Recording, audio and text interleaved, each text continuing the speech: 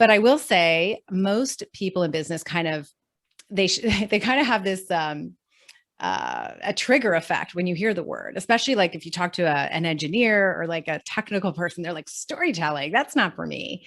And they opt out. And it's a real shame because storytelling is such a great way to break through, to be heard, especially in this sort of always on, never done culture. And so when we opt out, I think we lose that opportunity to really influence conversations. Mhm. So I think the first thing I always tell folks is that mindset shift has got to happen. Just knowing like we are all capable of telling stories and they may look a little different for you versus me or for that product engineer or that salesperson. And that's okay.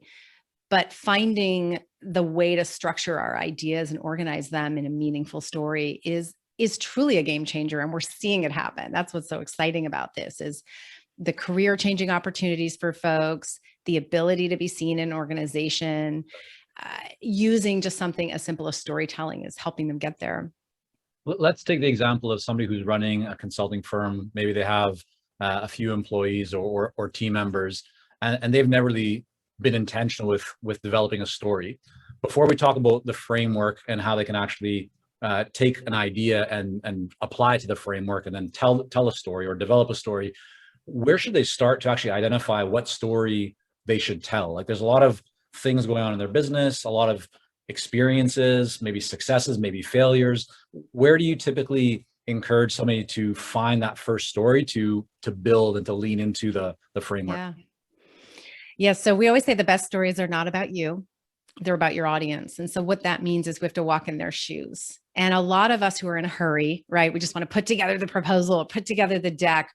We're like, yeah, we know what our audience needs. And so I always say, like, don't open PowerPoint, please. Do yourself a favor and walk in your audience's shoes. What's going on in their world? What are they challenged with? Who do they care about? Or what do they care about?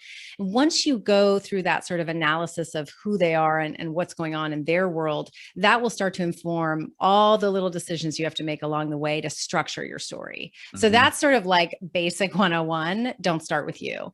And if we can just get away from starting with us and talking about ourselves or our solution or our consulting services, your audience is going to actually lean in and listen. But a lot of us like to talk about what we can offer before really almost giving a reason for the audience to care. So So that's the